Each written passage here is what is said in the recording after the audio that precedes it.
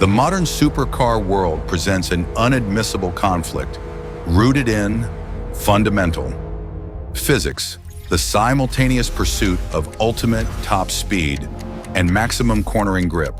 To hit 400 kilometers per hour, a car demands a slipper profile, one where the coefficient of drag is minimized, a long, smooth teardrop shape that slices the air with minimal resistance. Yet, to conquer a high-speed corner, say the daunting carousel at the Nürburgring, the same vehicle requires immense downward pressure, or downforce, necessitating large wings, diffusers, and aerodynamic fences that deliberately disturb and redirect. Airflow, this is the engineering dilemma. The mechanisms that guarantee high-speed stability are the very ones that choke maximum velocity. Historically, manufacturers relied on passive aero, fixed wings and static splitters, forcing a compromise between these two extremes. The resultant vehicle was efficient only across a narrow band of operation, but the shift to moving wings, active aerodynamics, fundamentally changes the equation. It allows the vehicle to dynamically adapt its shape to the instantaneous needs of the physics at play, low drag on the straight and maximum downforce in the bend. This adaptation is the crucial battleground in the lap war. Now let's open the factory blueprints and deconstruct the story of this engineering titan.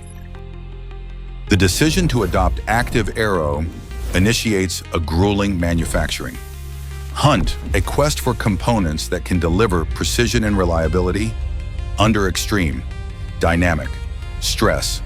Unlike passive systems, which are bolted in place, active systems are defined by their ability to instantaneously change the car's aerodynamic profile. When we analyze the designs of apex contenders, such as the Porsche GT3 RS or the McLaren P1, we see that the complexity is not just in the software, it's in the mechanical hardihood of the system. The fundamental challenge is speed. The actuation must be faster than the car's dynamic response time.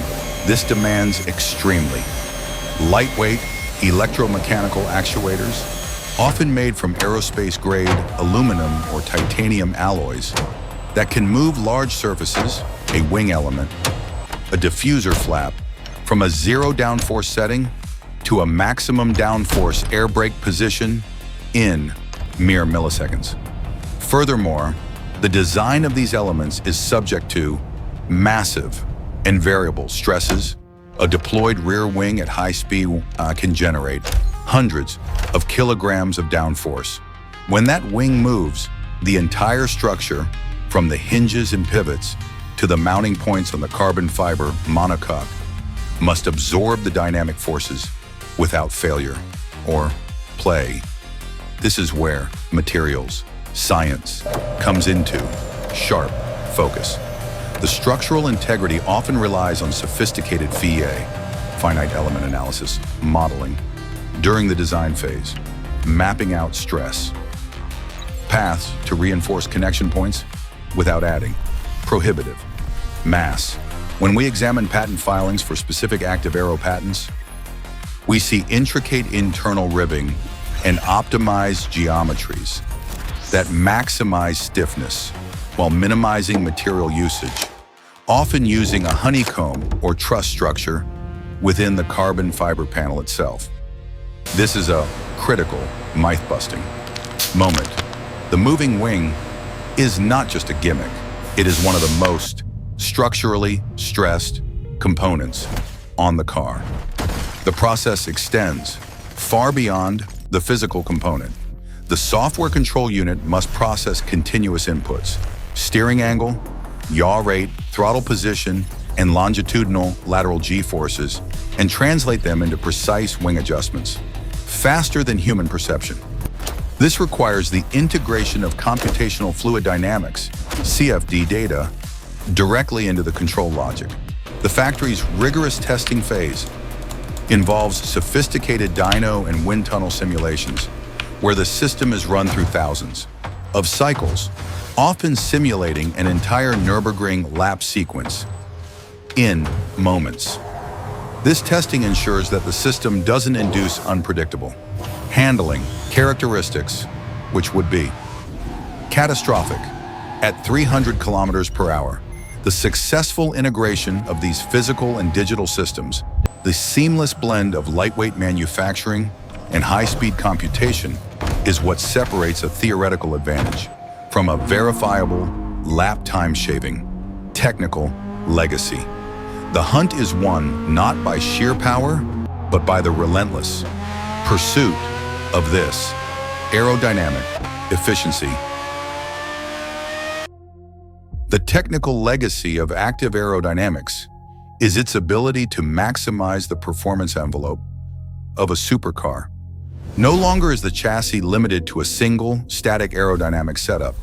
Instead, the vehicle becomes a constantly morphing entity, instantaneously optimizing for every fractional change in speed, pitch, or yaw.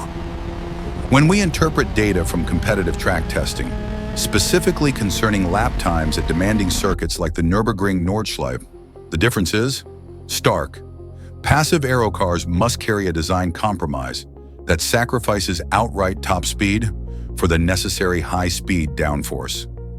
Active aero cars, in contrast, utilize a dynamic stall on the straights, flattening wings to minimize drag, thereby maximizing velocity, and then instantly generate full aggressive downforce for braking and corner entry. This level of precision fundamentally elevates the car's limit handling. The electronic control unit is not just manipulating airflow, it is ensuring the tires are operating at their absolute peak of mechanical grip through every millisecond of the lap. This precise dynamic control, achieved through the convergence of lightweight composite manufacturing and complex software logic, is the enduring delivery of this engineering philosophy. It means higher cornering speeds, later braking points, and ultimately, shorter lap times. The age of compromise has ended, replaced by a relentless, adaptive technical pursuit that defines the current apex of automotive engineering.